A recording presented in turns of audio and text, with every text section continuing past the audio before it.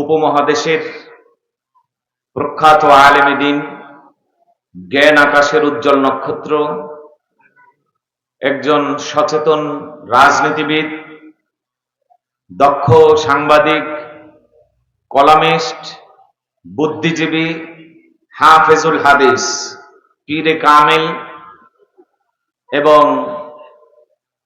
সময়ের অন্যতম প্রসিদ্ধ ব্যক্তিত্ব আল্লামা রুহুল আমিন বশিরহাটি রহমাতুল্লাহ আলাইহির স্মৃতিধন্য ঐতিহাসিক ইসালে সাওয়াবের 5 দিন ব্যাপী মাহফিল উপলক্ষে 80তম তাফসিরুল কোরআন মাহফিলের সাহেবে সদর, মধ্যমণি, সম্মানিত সভাপতি সাহেব, মুআজ্জাজ মুহতারাম, ওয়াজিবুল ইহতিরাম, জাতির হাজার বছরের শ্রেষ্ঠ সন্তান হযরত উলামায়ে কিরাম, মুরব্বিয়ানে ইজাম, সত্য সন্ধানী তরুণ সমাজ, সচেতন তাওহীদি জনতা, পর্দার অন্তরায় মুহতারামা মা এবং বোন, প্রিয় আয়োজক, সম্মানিত অতিথিবৃন্দ, রাষ্ট্রীয়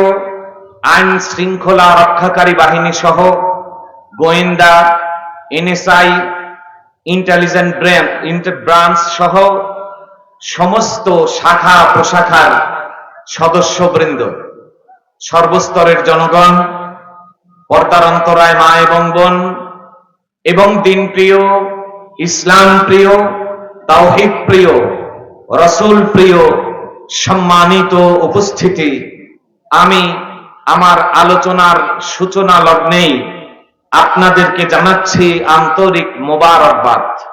সেই সাথে মুনিবের রাজকীয় চৌকাঠ ধরে তার শাহী দরবারে বিনম্র শ্রদ্ধা বিজড়িত সালাম এবং শুকর গুজার হচ্ছে যে আল্লাহ সুবহানাহু ওয়া তাআলা আমাদেরকে বাছাই করে, নির্বাচন করে, চয়ন করে, জাস্টিফাই করে, পরীক্ষা নিরীক্ষা করে, ভালোবেসে, করুণা এবং অনুকম্পা প্রদর্শন করে এই ঐতিহ্যবাহী ঐতিহাসিক তাফসিরুল কোরআন মাহফিলে আসার, বসার, আলোচনা করার, শোনার এবং আয়োজন করার তৌফিক দিয়েছেন।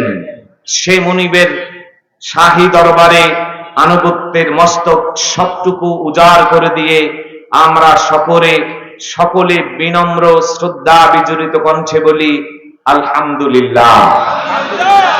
আলোচনার সূচিতা লগ্নে দরুদ সালাম পরিবেশন করছে সে মহান ব্যক্তি সত্তার প্রতি যার আবির্ভাবে রহমতের জল প্লাবনে মহাবিশ্ব প্লাবিত হয়েছিল। দরুদ সালাম সে মহান ব্যক্তিত্বের প্রতি যার পদচুম্বনে মদিনা আল মুনাওয়ারার মরু ধুলোগুলো যথারীতি স্বর্ণে পরিণত হয়েছিল। দরুদ সালাম সে মহান ব্যক্তি সত্তার প্রতি যার আনিত কোরআন, রেখে যাওয়া হাদিস, সুন্নাহ এবং তরিকা ইলা ইয়াউমিল কিয়ামা তথা কিয়ামত পর্যন্ত গোটা বিশ্ববাসীর সকল সমস্যার একমাত্র সমাধান। আল্লাহুম্মা সাল্লি সালাতান কামিলা ওয়া সাল্লিম সালামান তাম্মা আলা সাইয়্যিদিনা মুহাম্মদ। সকলে মুহাব্বতের সাথে স্বতঃস্ফূর্ত কণ্ঠে বলি সাল্লাল্লাহু আলাইহি ওয়াসাল্লাম। মুআজ্জাজ হাজিরিন, আমি আপনাদের খেদমতে সূরা কাহাফ থেকে আয়াতের অংশ বিশেষ পরিবেশন করেছি। আলোচ্য সূরা থেকে সামান্য আলোচনা, সামান্য দিক নির্দেশনার মাধ্যমে আমার সংক্ষিপ্ত বক্তব্য শেষ করব। ইত্যবসরে আজকের মাহফিলের প্রধান আকর্ষণ এদেশের তাওহীদি জনতার হৃদয়ের স্পন্দন, আমাদের প্রাণের মানুষ, মাটি ও মানুষের বক্তা খতিবুল উম্মাহ হযরত মাওলানা হাফিজুর রহমান সিদ্দিক তিনি এসেছেন এবং তিনি রেস্টে আছেন। অল্প সময়ের মধ্যেই আপনাদের খেদমতে তার মূল্যবান বাণী পরিবেশন করবেন। আল্লাহ তাআলা আমাদের আজকের আলোচনাকে ইহকালীন এবং পরকালীন পাথেয় হিসেবে কবুল করুন বলে আমিন। যেহেতু আল্লামা রুহুল আমিন রহমাতুল্লাহ আলাইহির স্মৃতিধন্য ইসালে সাওয়াবের মাহফিল, তাই ওনার ব্যাপারে দুই একটি কথা এখানে না বললে এটা নাশুকরি হয়ে যায়। এজন্য আল্লামা রুহুল আমিন রহমাতুল্লাহ আলাইহির ব্যাপারে নতুন করে কিছু বলার নেই। যারা ইতিহাস নিয়ে ঘাটাঘাটি করেন, যারা ইতিহাস নিয়ে বিচার বিশ্লেষণ করেন, যারা ইতিহাস নিয়ে চিন্তা ফিকির করেন, তারা জানেন আল্লামা রুহুল আমিন রহমাতুল্লাহ আলাইহি কে ছিলেন। একদিকে ছিলেন একজন বলিষ্ঠ রাজনীতিবিদ, ব্রিটিশ আন্দোলনে যার সরাসরি হস্তক্ষেপ পাওয়া যায়, যিনি নির্যাতিত মানবতার কণ্ঠে তিনি বলিষ্ঠ কণ্ঠস্বর নিয়ে এগিয়ে এসেছিলেন। আল্লামা রুহুল আমিন রহমাতুল্লাহ আলাইহি একদিকে বলিষ্ঠ রাজনীতিবিদ, আবার ওই সময়ের পাক্ষিক, সাপ্তাহিক এবং মাসিক ও দৈনিক জার্নালে তিনি নিয়মিত লেখালেখি করতেন, সম্পাদনার কাজ করতেন। ওই হিসেবে তিনি একজন দক্ষ সাংবাদিকও বটে। শুধু তাই না, সুলুকিয়াতের জগতে তিনি ছিলেন সমকালীন এক অদ্বিতীয় বাঙালি আলেম। বাংলাদেশি, বাংলাভাষী আলেমদের মধ্যে যারা হাদিসের ব্যাখ্যা করেছে, কোরআনের তাফসীর করেছে, তাদের মধ্যে জাস্টিফাই কেন্দ্রিক যে জ্ঞান, অর্থাৎ হাদিসের মধ্যে যে প্রকার ভেদ হয়, সহিহ হাদিস, মওযু হাদিস, জাল হাদিস, দুর্বল হাদিস ইত্যাদি ইত্যাদি, এই রিজাল শাস্ত্র নিয়ে সর্বপ্রথম যে বাঙালি আলেম কথা বলেছেন, এটা পৃথিবীর শ্রেষ্ঠ ইতিহাস। ওনার আগে কোন বাঙালি আলেম এই বিষয়ে গবেষণাও করে নাই, বলেও নাই। সবার আগে আল্লামা রুহুল আমিন রহমাতুল্লাহ আলাইহি এই চ্যাপ্টার লিখেছেন। সুবহানাল্লাহ। ভাইরা আমার, ওনার ব্যাপারে বিশাল আলোচনা হয় না, আমরা অনেকে জানি না, তাই করি না, যেই কারণে এই বিষয়গুলো আমাদের জানার অন্তরায় থেকে যায়। আরেকটি কথা হলো, হাদিসের মধ্যে যিনি 1 লক্ষ হাদিস মুখস্থ করেন তাকে হাফিজুল হাদিস বলা হয়। যিনি 2 লক্ষ বা 3 লক্ষ হাদিস মুখস্থ করেন তাকে হাকিম বলা হয়। যিনি 3 লক্ষের ঊর্ধ্বে হাদিস মুখস্থ করেন তাকে হুজ্জাত বলা হয়। এটা যদিও হাদিস শাস্ত্রের ভাষা না, এটা আমাদের পারিভাষিক প্রচলনগত একটি শব্দ। আর 1 লক্ষ হাদিস মুখস্থ করলে, জানা থাকলে তাকে হাফিজুল হাদিস বলা হয়। আল্লামা রুহুল আমিন রহমাতুল্লাহ আলাইহি 1 লক্ষ হাদিস মুখস্থ ছিল। সুবহানাল্লাহ। আমি ইতিহাস ঘাটাঘাটি করে পেয়েছি, এর মধ্যে 33,000 হাদিস সনদ সহ, অর্থাৎ আল্লামা রুহুল আমিন রহমাতুল্লাহ আলাইহি থেকে নিয়ে জনাবে রাসূলুল্লাহ সাল্লাল্লাহু আলাইহি সাল্লাম পর্যন্ত যতজন মানুষ এই হাদিসকে ক্যারি করেছে, সংরক্ষণ করেছে, এই সকলের নাম ঠিকানা সহ তাদের বায়োডাটা আল্লামা রুহুল আমিন রহমাতুল্লাহ আলাইহির মুখস্থ ছিল। কানে হাত দিয়ে ওয়াজ করতেন এবং আমাদের ওয়াজে মাইক ব্যবহার হয়। আল্লামা রুহুল আমিন রহমাতুল্লাহ আলাইহির এক জীবন্ত কারামত ছিল, ওনার বায়ানে লক্ষ লক্ষ মানুষের উপস্থিতি থাকা সত্ত্বেও তিনি মাইকে কথা বলতেন না, কিন্তু মাইকে যেভাবে শব্দ সকলের কানে পৌঁছে, তার স্টেজের প্রথম ব্যক্তি থেকে নিয়ে 1 লক্ষ মানুষের ভেতরে 1 লক্ষ নাম্বার যে ব্যক্তি সর্বশেষ, তিনিও মাইকের মতো করে সমানে আওয়াজ শুনতে পেতেন। সুবহানাল্লাহ। এই হলো ওনার সাধারণ পরিচয়। যদি অসাধারণ পরিচয় বলি, তিনি ছিলেন আওলাদে রাসূল, মুজাদ্দিদে জামান আল্লামা আবু বকর সিদ্দিক আল কুরাইশি রহমাতুল্লাহ আলাইহির প্রধান খলিফা, প্রধানতম ছাত্র ফুরফুরা শরীফের সিলসিলায়। এবং ফুরফুরা শরীফের সিলসিলায় আল্লামা আবু বকর সিদ্দিক আল কুরাইশি রহমাতুল্লাহ আলাইহি থেকে নিয়ে আজ পর্যন্ত শত শত, হাজার হাজার, লক্ষ লক্ষ, সহস্রাধিক আলেম বের হয়েছে।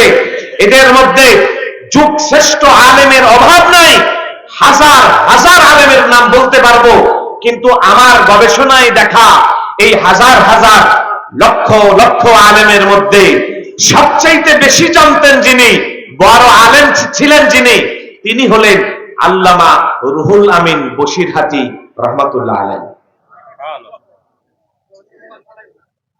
আল্লামা আওলাদে রাসূল আবু বকর সিদ্দিক আল কুরাইশি সদরে আলা, ফুরফুরার সদরে আলা, প্রধানতম পীর, তার আরেক ছাত্র হচ্ছেন সারসিনার হযরত নিসারউদ্দিন রহমাতুল্লাহ আলাইহি। ওনার যে পীর শাহ ফতে আলী ওয়াইসি রহমাতুল্লাহ আলাইহি, ফতে আলী ওয়াইসি রহমাতুল্লাহ আলাইহি পীর ছিলেন হযরতে নূর মোহাম্মদ নিজামপুরী রহমাতুল্লাহ আলাইহি। নূর মোহাম্মদ নিজামপুরী রহমাতুল্লাহ আলাইহি তিনজন ছাত্র। কয়জন? নূর মোহাম্মদ নিজামপুরী রহমাতুল্লাহ আলাইহি ছাত্র তিনজন।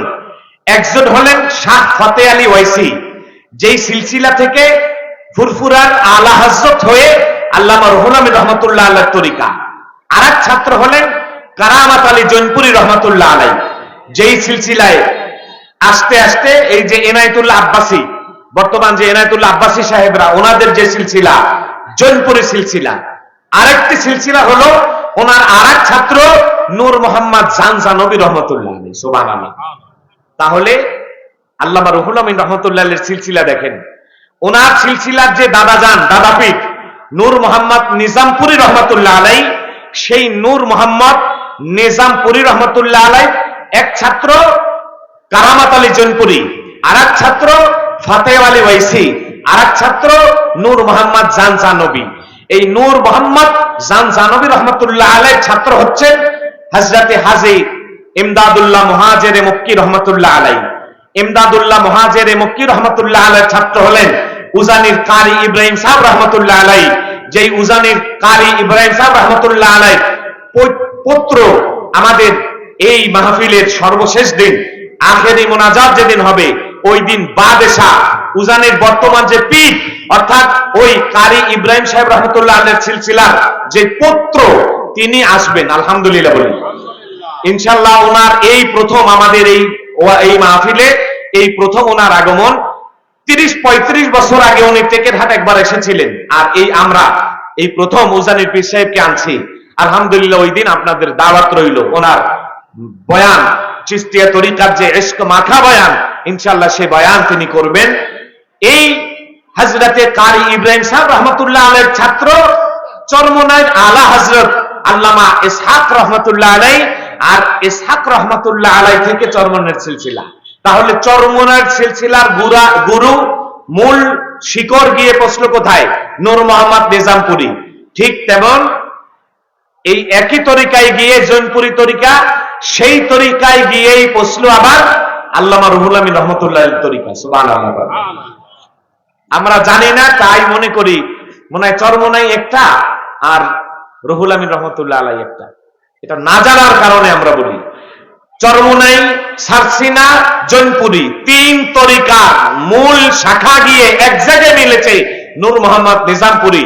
আমরা সকলে সুলুকিয়াতের জগতে তাদের সন্তান, সেই হিসেবে তরিকা নিয়ে কোনো মারামারি চলবে না, কোনো গ্রুপ চলবে না, কোনো দলাদলি চলবে না।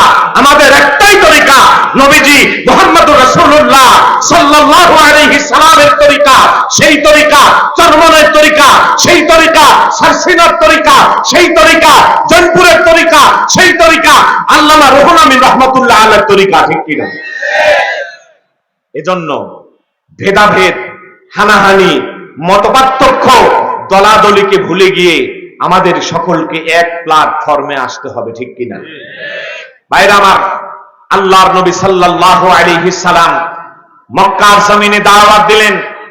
বিশ্ব নবীর দাওয়াতে মক্কা কেঁপে উঠল।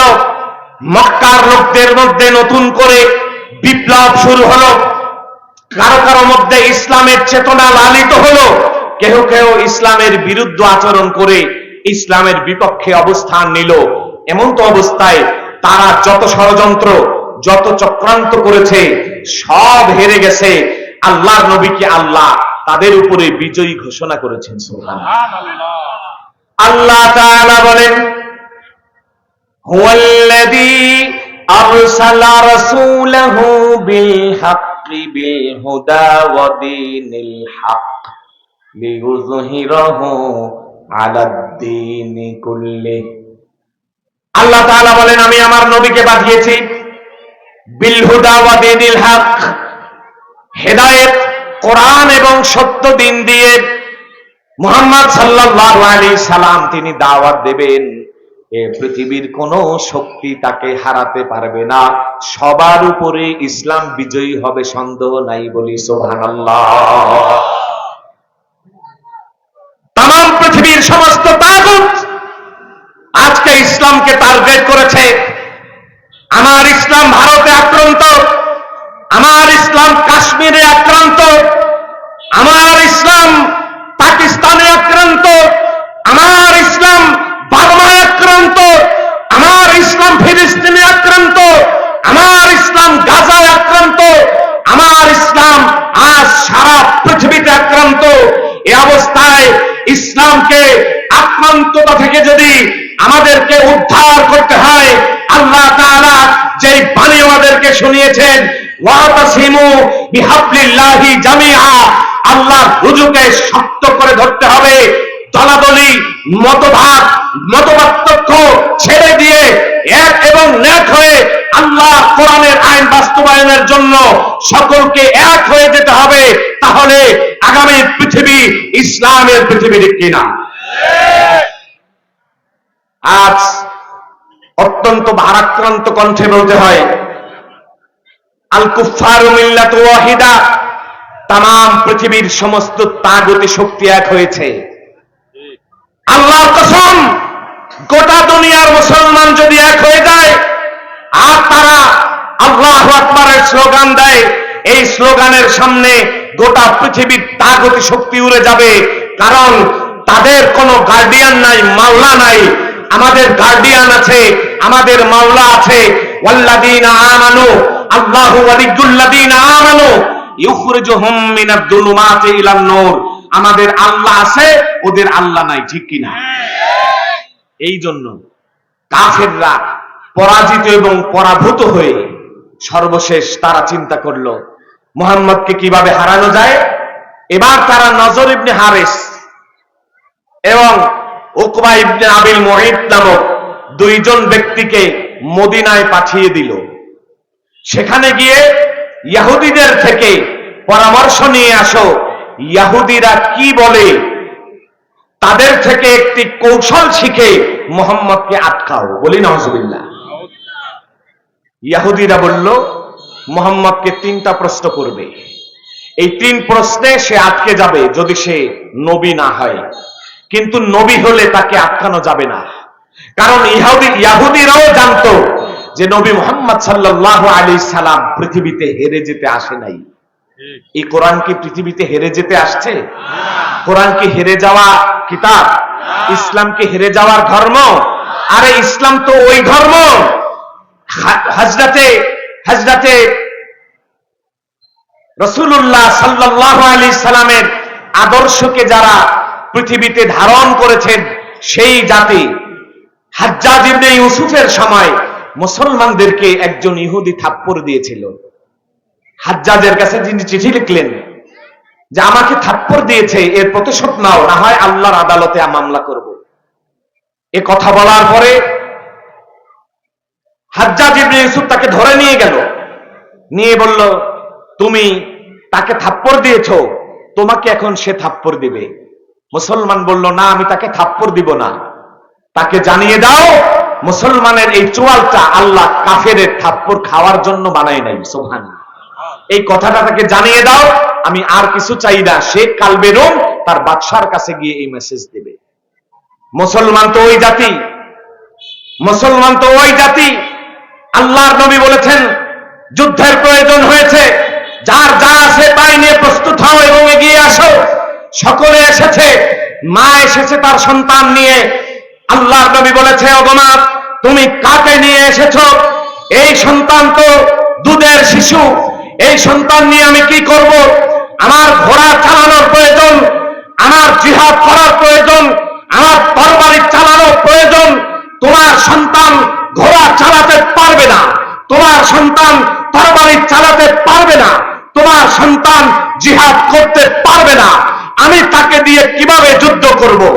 আল্লাহর নবীর সাহাবীরা, এই মা বলছে ইয়া রাসূলুল্লাহ, আমি এটা জানি আমার সন্তান ঘোড়া চালাতে পারে না, আমি এও জানি আমার সন্তান তরবারি চালাতে পারে না, আমি এও জানি আমার সন্তান জিহাদ করতে পারে না, কিন্তু আমি এটা জানি আপনার বেঁচে থাকার প্রয়োজন আছে। এই জন্য কাফেররা যখন আপনাকে তীর নিক্ষেপ করবে, আপনি তখন ঢাল হিসেবে আমার সন্তানকে তাদের সামনে উপস্থাপন করলে আমার সন্তানের কলিজা বিখণ্ডিত হয়ে যাবে, আপনি বেঁচে যাবেন।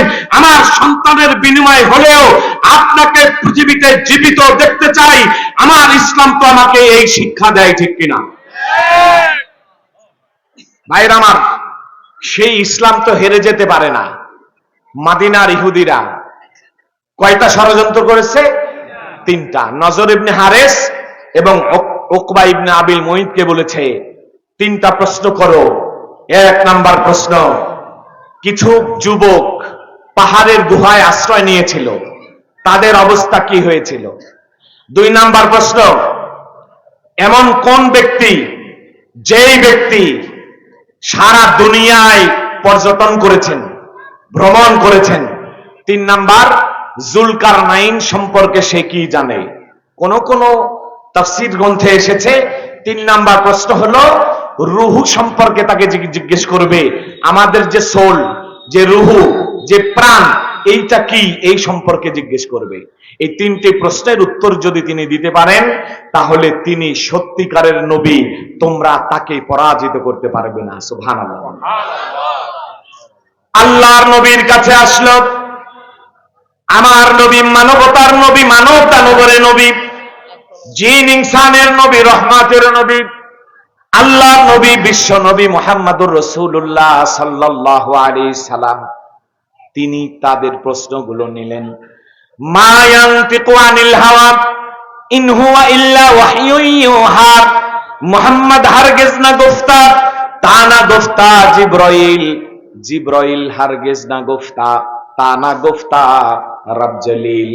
আমার নবী নিজের থেকে কোনো কথা বলতেন না, এই জন্য আমার নবী বললেন আমি আমার আল্লাহর পক্ষ থেকে তোমাদেরকে বলবো, আজকে তোমরা যাও, কালকে এসে তোমাদের প্রশ্নের উত্তর নিয়ে যেও। সুবহানাল্লাহ। কিন্তু তিনি ইনশাআল্লাহ বলেন নাই। এটা যে বলতেই হবে এরকম না, কিন্তু নবী হিসেবে যে ইনশাআল্লাহ বলেন নাই, এই জন্য আল্লাহ তাআলা জিবরাইলকে বললেন, জিবরাইল একটু স্লো হও, যেহেতু ইনশাআল্লাহ কালকে বলবো এটা হয় নাই, তাহলে কিছুদিন ওহী বিরত থাক, একটু বিরতি দাও। পরের দিন আসলো মক্কাবাসীরা, হে মোহাম্মদ আব্দুল্লাহর ছেলে, প্রশ্ন তিনটার উত্তর দিবে, আমরা এসেছি, জিবরাইল তো আসে নাই, এখন কি করার? আল্লাহর নবী এবার বিচলিত হয়ে গেলেন। তারা বলল, এবার বুঝতে পেরেছি ইহুদিরা তাহলে যেই পরীক্ষা দিয়েছে ওই পরীক্ষায় মোহাম্মদ ফেল করলো। বলি নাউজুবিল্লাহ। ওহী আসা বন্ধ হয়ে গেল। ওহী আসলে আল্লাহর নবীর কষ্ট হতো। কিতাবের মধ্যে এসেছে আমার নবী যেই উটের পিঠে বসা থাকতেন, কাসওয়া, সেই কাসওয়া ওহীর ভার বহন করতে না পেরে হাঁটু পর্যন্ত বালুর মধ্যে গেড়ে যেত। সুবহানাল্লাহ। এত ভারী ওহী, এত ভারী। নবী ঘেমে যেতেন, নবীর চেহারা ধূসর বর্ণ হয়ে যেত এই ওহী ধারণ করতে গিয়ে, এত কষ্ট হতো। এরপরেও ওহী বন্ধ হলে আমার নবী পাগল পারা হয়ে যেতেন। সুবহানাল্লাহ। কারণ কষ্টের মধ্যে মজা আছে। এই মজা কি মজা, এটা আমার আল্লাহ জানে আর আমার রাসূল জানে, এছাড়া আর কাউকে এই মজা বলা যাবে না। আল্লাহর নবী এভাবে ওহীর জন্য অপেক্ষা করছে। মক্কার দরবারে খবর হয়ে গেল মুহাম্মাদের সাথে যেই জিন ছিল, শয়তান ছিল, সেই জিন চলে গেছে, শয়তান চলে গেছে। মুহাম্মদ এখন আর কিছু বলতে পারে না। সে আসলে ভণ্ড নবী, নাউজুবিল্লাহ বলেন। মিথ্যা নবুয়তের দাবি করেছিল, সে ভণ্ড নবী, সে মিথ্যাবাদী, সে পাগল, সে মাজনুন, এইভাবে অপবাদ দিতে লাগলো। আমার নবী এত অপবাদ নিয়ে আমার নবী সইতে পারে না। আল্লাহর নবীর চোখ দিয়ে পানি এসে গেল। আর আমার নবী আল্লাহর হাবিব মুহাম্মদুর রাসূলুল্লাহ সাল্লাল্লাহু আলাইহি সাল্লামের চোখের পানি আমার আল্লাহ তাআলা কিছুতেই বরদাস্ত করতেন না। আরে এটা তো স্বাভাবিক।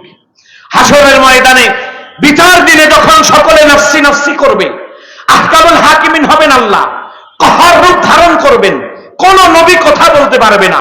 এমন সময় সকলের জবান বন্ধ হয়ে গেছে, আমার নবী ওই সময় মাকামে মাহমুদের মধ্যে সেজদায় পড়ে যাবেন। আল্লাহ তাআলা আমার নবীর চোখে পানি দেখে আল্লাহ রহমতের দরিয়ার মধ্যে ঢেউ উঠে যাবে। সুবহানাল্লাহ। আমার আল্লাহ বলবেন, মুহাম্মদ বদরে কেঁদেছো, উহুদে কেঁদেছো, খন্দকে কেঁদেছো, মদিনায় কেঁদেছো, মক্কায় কেঁদেছো, আর কত কাঁদবে তুমি না জানো? তোমার চোখের পানি আমি রবের বরদাস্ত হয় না। ইরফা রাসাক, মাথা উঠে ফেলো, কুল তুসমা, তুমি বলো, যা বলবে আমি তাই শুনবো। ওয়াসমা কুল তুসমা ওয়াশফা তুশাফা, তুমি শাফাত করো আমি কবুল করব, আর তুমি যা বলবে আমি তাই শুনবো। সুবহানাল্লাহ। আল্লাহর নবী মাথা উঠাবেন, আরশে আজিমের পাশেই মাকামে মাহমুদের চেয়ার। আমার নবীকে বলবেন, মাকামে মাহমুদে আপনি বসেন। আল্লাহর হাবিব বলবেন, আল্লাহ মাকামে মাহমুদের তো পাখা আছে, সে তো উড়তে পারে। সুবহানাল্লাহ। আমি যদি এখানে বসি আর সে উড়ে উড়ে আমাকে নিয়ে জান্নাতে চলে যায়, আমার গুনাহগার উম্মতের কি হবে? আল্লাহ আপনি আদেশ করেছেন আমি বসতে বাধ্য, কিন্তু আমি হাত রাখলাম মাকামে মাহমুদে, আমি হাত রাখলাম, আপনার আদেশ পালন করলাম, আমাকে আপনি জান্নাতে পাঠিয়ে দিয়েন না। আমার একটা আপনা উম্মত জান্নাতে যাওয়ার আগ পর্যন্ত আমি জান্নাতের ভোগ বিলাসে মজা পাবো না। ভাইরা আমার, আল্লাহর নবী সাহাবীদেরকে বলেন, সাহাবীরা আমার আল্লাহ আমাকে শুনিয়েছে, হে মুহাম্মদ আপনি কি চান, যা চান তাই দেওয়া হবে। ওয়ালা সাউফা ইউতিকা রাব্বুকা ফাতারদা, তোমার রব তুমি যা চাও তোমাকে তাই দান করবেন। এই কথা যখন আল্লাহর নবী বললেন, সাহাবীরা বললেন, ইয়া রাসূলুল্লাহ, ইয়া হাবিবাল্লাহ, আপনি কোন পর্যন্ত রাজি হবেন? আল্লাহ তাআলা বলেছেন, মুহাম্মদ আপনি রাজি হওয়ার আগ পর্যন্ত আমি আপনাকে দিতেই থাকবো। আল্লাহর নবী বললেন, ও সাহাবীরা তোমরা সাক্ষী থাকো, আমার উম্মত গুলো একটা আদনা থেকে আদনা উম্মত যতক্ষণ পর্যন্ত জাহান্নামে থাকবে আমি ততক্ষণ পর্যন্ত রাজি হব না। সেই নবীর চোখের পানি। 15টা দিন হয়ে গেছে, লোকেরা বদনাম শুরু করে দিয়েছে, নবীর চোখে পানি এসেছে। আল্লাহ তাআলা বলছেন, জিবরাইল 70,000 ফেরেশতার বহর প্রটোকল নিয়ে আমার নবীর কাছে এই সূরা নাযিল করো। সুবহানাল্লাহ। সূরা কাহাফ, যেই সূরা পরিবেশন করেছে এই সূরা নাযিল হলো। এই সূরা এবার নাযিল হলো রাহমাতাল লিল আলামিনের উপরে এসে সূরা নাযিল হয় যে আসহাফে কাহাফের ওই লোকগুলো অর্থাৎ 7 জন যুবকের কাহিনী। এই যুবকরা যে দেশে বাস করতেন, এই দেশটা মুলকে শামের মধ্যে। আলোচ্য ঘটনাটি হযরত ঈসা রুহুল্লাহর সমসাময়িক বা তার পূর্বে এটা ঘটেছিল জর্দান সিরিয়া মুলকে শামের মধ্যে। সেখানে একটি যে বাদশা ছিল, সেই বাদশার নাম ছিল দাকিয়ানুস, কোন কোন কিতাবে লেখে দিকিয়ানুস। এই বাদশা সে ছিল একজন পৌত্তলিক, বলি নাউজুবিল্লাহ।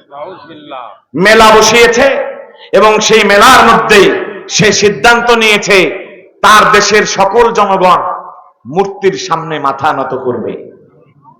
নাউজুবিল্লাহ, তো আসতে বললেন। মুসলমান মাথা নত করবে একমাত্র কার সামনে? আল্লাহ ছাড়া কারো সামনে মাথা নত করা যাবে? সেজদা দেব একমাত্র কাকে?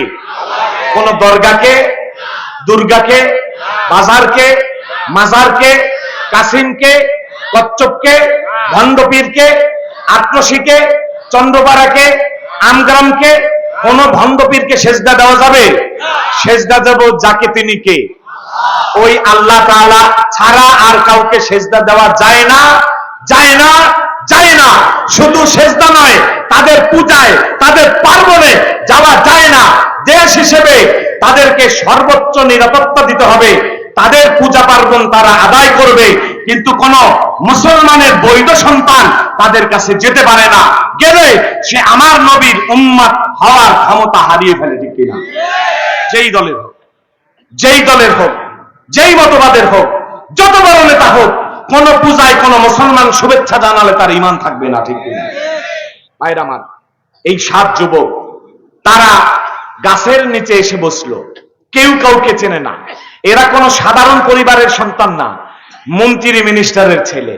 একজন একজন করে একটি গাছের নিচে এসে বসে 7 জন একত্রিত হয়েছে।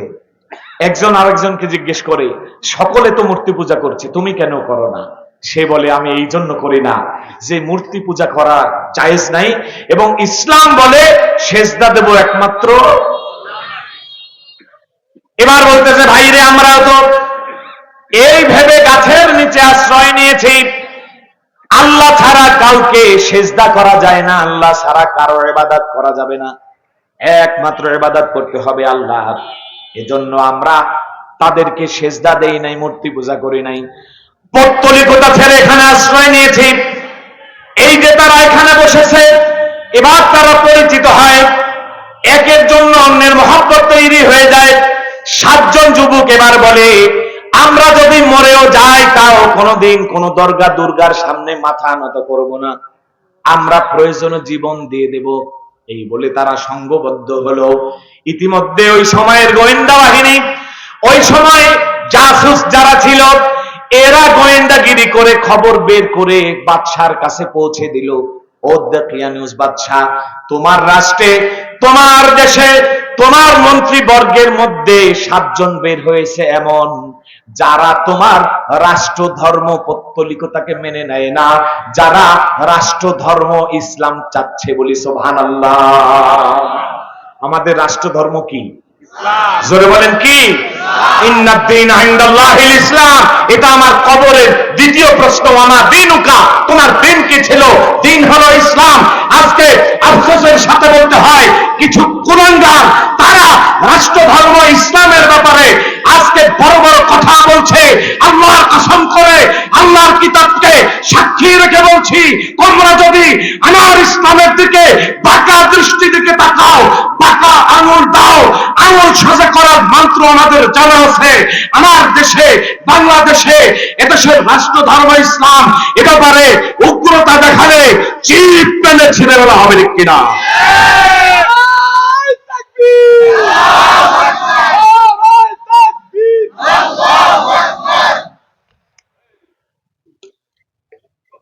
ভাইরা আমার, রাষ্ট্র ধর্ম হবে ইসলাম। ওয়ামান ইয়াবতাগি গায়রাল ইসলাম দীনান ফালা ইউকবালা মিনহু ওয়া হুয়া ফিল আখিরাতি মিনাল খাসিরিন। যারা ইসলাম ছাড়া অন্য কোন পথ, মত, অন্য কোন আদর্শ, অন্য কোন ইজম, অন্য কোন মতাদর্শকে অবলম্বন করবে, ফালা ইউকবালা মিনহু, তার নামাজ, তার রোজা, তার হজ, তার কোরবানি, তার বিয়ে, তার সমাজ, তার নামাজ, কোনো কিছু আল্লাহ কবুল করবে না। বলি নাউযুবিল্লাহ। ওয়া হুয়া ফিল আখিরাতি মিনাল খাসিরিন। কিয়ামতের ময়দানে সে ক্ষতিগ্রস্তদের অন্তর্ভুক্ত হয়ে উঠবে। বলি নাউযুবিল্লাহ। খবর হয়ে গেল, এই 7 জনকে অ্যারেস্ট করো। 7 জনকে ধরে আনা হলো। এবার বাদশা দেখে এই 7 জন তারা কোনো সাধারণ মানুষ না, তারা মন্ত্রী মিনিস্টারের ছেলে। বলল তাদেরকে শাস্তি দেওয়া হোক। শাস্তি দেওয়া আরম্ভ হয়ে গেল। কঠিন শাস্তির মুহূর্তে তারা সিদ্ধান্ত নিল, প্রয়োজনে জীবন দিয়ে দেব, কিন্তু জীবন চলে গেলেও ঈমান দিব না, ঠিক কিনা? এটাই মুসলমানের আদর্শ হওয়া দরকার। প্রয়োজনে জীবন চলে যাবে, এই জীবন দিয়ে কি হবে? জীবন দিয়েছে কে? আল্লাহ। ইন্না সালাতি ওয়া নুসুকি ওয়া মাহইয়ায়া ওয়া মামাতি লিল্লাহি রাব্বিল আলামিন। আমার জীবন কার? আমার মরণ কার? আমার কোরবানি কার? আমার নামাজ, আমার সমাজ, আমার জন্ম থেকে মৃত্যু পর্যন্ত সবকিছু যার জন্য উৎসর্গিত, তিনি কে? আল্লাহ।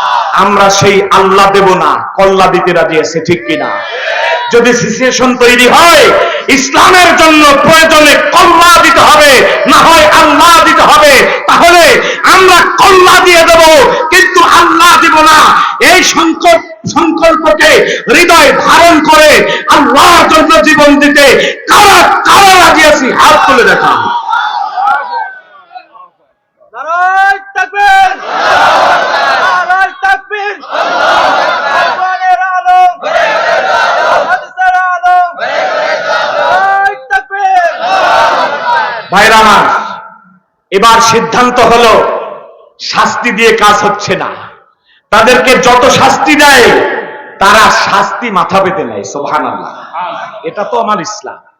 জাফর থানেশ্বরী কওমি মাদ্রাসাকে অনেকে দেখতে পারো না, আবার বলো যে এদের সর্বোচ্চ এইম এবং টার্গেট হলো একটা মাদ্রাসা, একটা মসজিদ।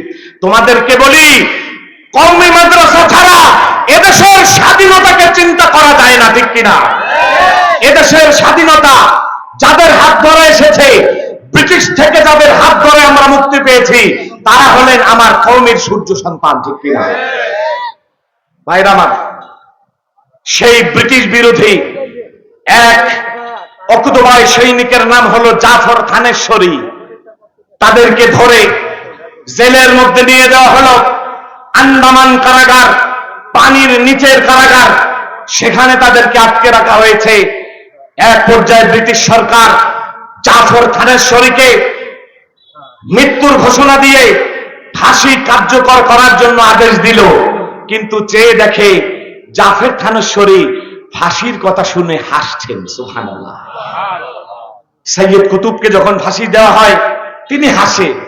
মানুষ জিজ্ঞেস করে, সৈয়দ কুতুব, আপনি তো মরে যাবেন, আপনার ফাঁসি হবে, একটু পরে আপনার মৃত্যু, আপনি হাসেন কেন? তিনি বলেন, তোমরা দেখো আমি মৃত্যুর দিকে যাচ্ছি, আমি দেখি আমি জীবনের দিকে যাচ্ছি। সুবহানাল্লাহ। এরা হাসে কেন? বলে এরা মুসলমান, এরা কল্লা দেয় কিন্তু আল্লাহ দেয় না, এরা কল্লা দেয় কিন্তু আল্লাহ দেয় না। এরা আল্লাহর জন্য জীবন দিতে পারে, এরা আল্লাহর জন্য মরতে পারে। এদের সন্তান সন্ততি, স্ত্রী, পুত্র, পরিজন, সমাজ সবকিছু এরা ত্যাগ করতে পারে একমাত্র কার জন্য? শাস্তি দিয়ে মেরে এদেরকে, এদের মুখের হাসি কেড়ে নেওয়া যাবে না। এবার বলল, ঠিক আছে, তাকে জেলে পাঠাও। যেহেতু তারা মৃত্যু ভয় পায় না, জেলে পচে পচে মরবে। জাফর থানেশ্বরীকে এবার জেলের মধ্যে নিয়ে যাওয়া হচ্ছে। জেলের মধ্যে নিয়ে যাওয়ার জন্য রেল গাড়িতে উঠানো হয়েছে, সামনেও কাটা পিছনেও কাটা, দুই দিকে কাটার পোশাক রেখে তাকে মাঝখানে দাঁড় করিয়ে দেওয়া হলো। জেলের রেলের বগিগুলো এভাবে দোলে, আর এক একটা কাঁচার খোঁচা লেগে পিঠ এবং সিনা ক্ষত বিক্ষত হয়ে যায়। বারবার বলে, এই অবস্থা থেকে মুক্তি দিতে পারে শুধুমাত্র তুমি আল্লাহকে ছেড়ে দাও, স্বাধীনতা সংগ্রামকে ছেড়ে দাও, ইসলাম ছেড়ে দাও। জাফর থানেশ্বরী বলে, যত শাস্তি দাও না কেন সব ছাড়তে পারি, আল্লাহকে ছাড়তে পারি না। রাস্তা দিয়ে যখন নিয়ে যাওয়া হয়, দুই দিকে মানুষ দাঁড়িয়ে গেছে, তাদের মধ্যে একটা মহিলা বোরকা পরা, তার কাছে কয়েকটা শিশু চোখের পানি ছেড়ে ছেড়ে কাঁদছে। জাফর থানেশ্বরী বুঝতে পারলেন এরা আমার সন্তান এবং আমার স্ত্রী। তিনি কাছে গেলেন, ব্রিটিশের পুলিশ তাদেরকে টেনে টেনে নিয়ে যাচ্ছে। এমন সময় স্ত্রী বললেন, ওগো প্রাণের স্বামী, তোমার তো যাবজ্জীবন জেল হয়ে যাবে, আর কোনোদিন তোমাকেও আমরা দেখব না, আমাকেও দেখবে না। আমাকে এবং আমার এই ছোট্ট ছোট্ট শিশুদেরকে কার কাছে রেখে গেলে কিছু বলে যাও। এবার তিনি বললেন, আমার বাবা ইব্রাহিম খলিলুল্লাহ, আম্মা জান হাজারা আর ইসমাইলকে যেভাবে আল্লাহর কাছে রেখে গিয়েছিল, ওইভাবে তোমাদেরকেও আমি আল্লাহর কাছে রেখে গেলাম। সুবহানাল্লাহ। এরপরেও সন্তান চলে যাক, স্ত্রী চলে যাক, পুত্র চলে যাক, জীবনের সব দিতে রাজি আছি, কিন্তু আমার ঈমান দিতে আমি রাজি না। কেউ যদি মনে করে রাষ্ট্র শক্তি এবং সমাজ শক্তির সাথে তালে তাল লাগিয়ে ইসলাম কায়েম করে ফেলবে, বোকার স্বর্গে বাস করেন, ঠিক কিনা? যুগে যুগে ইসলামের সবচেয়ে বেশি ক্ষতি করেছে রাষ্ট্রশক্তি। সেই রাষ্ট্রশক্তি ফ্যাসিস্ট থেকে আমরা মুক্তি পেয়েছি, কিন্তু আমরা দখলদার আধিপত্যবাদীদের থেকে এখনো মুক্তি পাই নাই, ঠিক কিনা? আধিপত্যবাদী শুধু ভারত নয়, আমেরিকাও আধিপত্যবাদী। ভারত এবং আমেরিকা মুক্ত হতে পারলে সেদিন প্রকৃতভাবে আমার বাংলাদেশ স্বাধীন হবে, ঠিক কিনা? আল্লাহ আমাদের পূর্ণ স্বাধীনতা ফিরিয়ে দিক বলে আমিন। 7 জন যুবক, এদের মুখে হাসি। এবার বলল ঠিক আছে, তাদেরকে যেহেতু শাস্তি দিয়ে হবে না, হাজার হাজার জনগণের সামনে তাদেরকে উলঙ্গ করো। বলি নাউজুবিল্লাহ, ল্যাংটা করে দাও, উলঙ্গ করে দাও। কি নির্যাতন! এবার তাদেরকে উলঙ্গ করে দেওয়া হলো। লজ্জায় তারা জমিনের দিকে তাকিয়ে রইল। 2 চোখের পানি ফোটায় ফোটায় জমিনকে ভিজিয়ে দিল, আর সংকল্প করল, দয়াময় রব্বুল আলামিন, তোমার জন্যই তো আমরা অ্যারেস্ট হয়েছি, জীবনকে হাতের তালুতে নিয়েছি, মরতে হয় তোমার জন্য মরবো, ইজ্জত দেওয়ার মালিক তুমি, আরো শাস্তি দিলেও আমরা ইসলাম ছাড়বো না। আল্লাহু আকবার।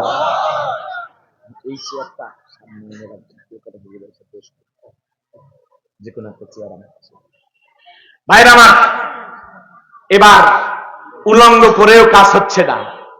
এই যে দিনের জন্য উলঙ্গ করে দেয়া, এটা যুগে যুগে এসেছে। নমরুদ আমার বাবা ইব্রাহিম খলিলুল্লাহকে উলঙ্গ করেছিল, নাউজুবিল্লাহ।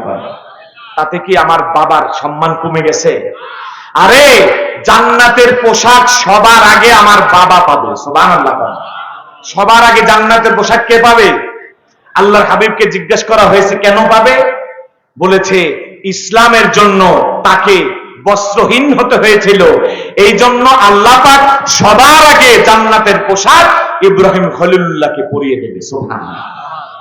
সুমাইয়াকে তার সন্তানের সামনে নির্যাতন করা হচ্ছিল। সুমাইয়ার ছেলে আম্মার বিন ইয়াসির বারবার কান্না করছিল, বলছিল, ইয়াসির, আম্মার, তোমার মাকে ছেড়ে দেওয়া হবে, একবারের জন্য হলে তুমি ইসলাম ত্যাগ করো। সুমাইয়া বলেছিল, ইয়া ওয়ালাদি মা ওয়ালাদতু ওয়ালাদান ইয়াতরুকুল ঈমানা আমামাল কুফফার। এমন ছেলে পেটে ধরি নাই যে ছেলে কাফেরের সামনে ঈমান ত্যাগ করতে পারে। আমাকে মেরে ফেলো, এরপরে তুমি ঈমান ত্যাগ করবে না। সুবহানাল্লাহ। আবু জেহেল বলল, ঠিক আছে, তাকে উলঙ্গ করে দাও। নাউজুবিল্লাহ। মাকে উলঙ্গ করে দিচ্ছে সন্তানের সামনে, যাতে করে সন্তান ইসলাম ছেড়ে দেয়। হাত দুটি খুঁটির সাথে বাঁধা। আম্মার বিন ইয়াসির বলছে, আল্লাহ, জমিনটা ফাঁক করে দাও, আমি জমিনের মধ্যে ঢুকে যাই। এই চিত্র আমি কিভাবে দেখব? ইসলাম কি এমনি এমনি এসেছে আমাদের সামনে? এমনি এমনি পেয়েছি? আমরা মনে করি ইসলাম স্বাভাবিক পেয়েছি। না না, ইসলামের পর্যন্ত আসার জন্য হাজার হাজার লক্ষ লক্ষ কোটি কোটি প্রাণ আল্লাহর জন্য কোরবানি করতে হয়েছে, ঠিক কিনা? সেই কোরবানি যদি আসে, আমরা ত্যাগ করতে রাজি আছি না নাই? ইনশাআল্লাহ জীবন দিয়ে হলেও ইসলামের জন্য, ইসলামের বিজয় কেতনকে উড়িয়ে রাখার জন্য জীবন দিতে রাজি আছি না নাই? আল্লাহ কবুল করেন বলি আমিন।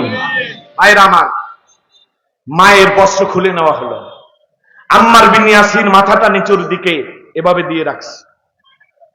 আবু জেহেল বলল, মাথাটা উঁচু করে চোখ দুইটা খুলে বড় করে ধরে মায়ের দিকে তাকে চোখ ফিরাও, যাতে করে মায়ের উলঙ্গ দেহটা সে দেখে। নাউজুবিল্লাহ। এবার হযরতে সুমাইয়া আবু জেহেলকে ভর্ৎসনা করল।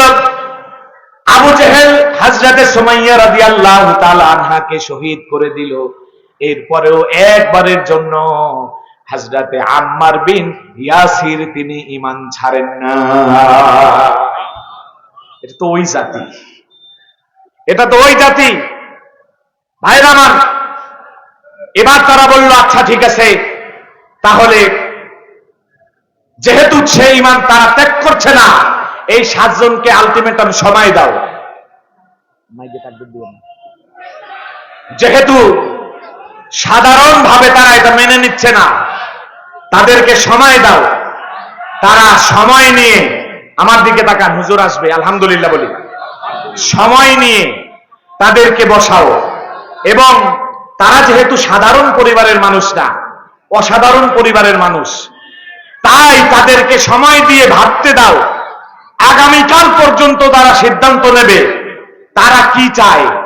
তারা যদি তাদের ধর্ম ছেড়ে আমাদের পৌত্তলিকতাকে মেনে নেয়, তাহলে আমরা তাদেরকে সাদর সম্ভাষণ জানাবো।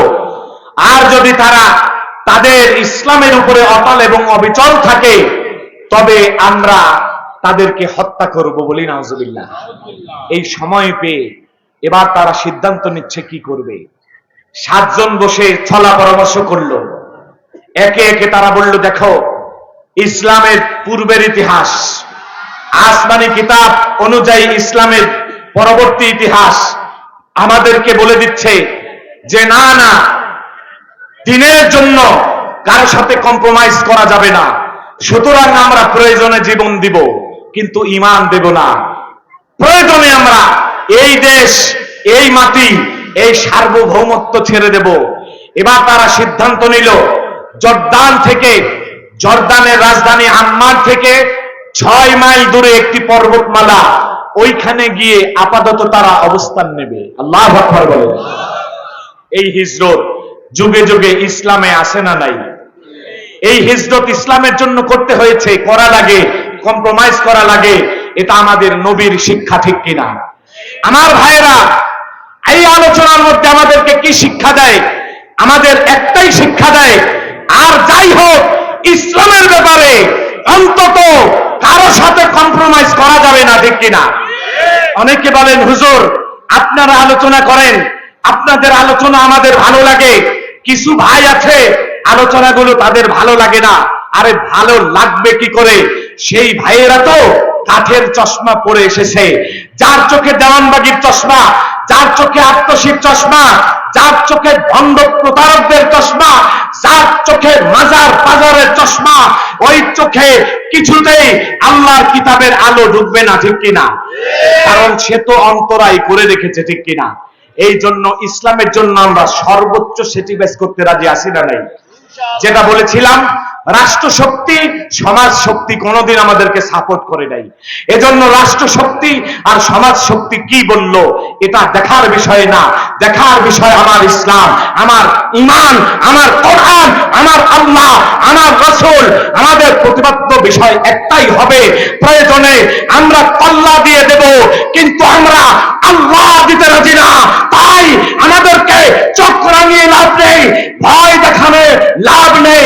আমি আজকে এই ময়দানকে আল্লামা রুহুল আমিন রাহমাতুল্লাহ আলাইহি এই ঐতিহাসিক স্মৃতি বিজড়িত ময়দানে এই সময়ের আলোচিত অন্যতম শ্রেষ্ঠ বক্তা, আমাদের হৃদয়ের স্পন্দন, এদেশের তৌহিদি জনতার হৃদয়ের স্পন্দন, বলিষ্ঠ কণ্ঠস্বর খতিবুল উম্মাহ আল্লামা হাফিজুর রহমান সিদ্দিক হাফিজাহুল্লাহ তাআলাকে পাশে রেখে একথা বলে দিতে চাই, খোদার কসম, প্রয়োজনে আমরা কল্লা দিব, কিন্তু আমরা আল্লাহ দিতে রাজি না, ঠিক কিনা? সেই ঈমানের প্রশ্নে যদি পরীক্ষা আসে, আমরা জীবন দিতে কারা কারা রাজি আছি? লিল্লাহে তাকবীর, লিল্লাহে তাকবীর। ক্বালু সুবহানাকা লা ইলমা লানা ইল্লা মা আল্লামতানা ইন্নাকা আনতাল আলিমুল হাকীম। ওয়া উফাউযু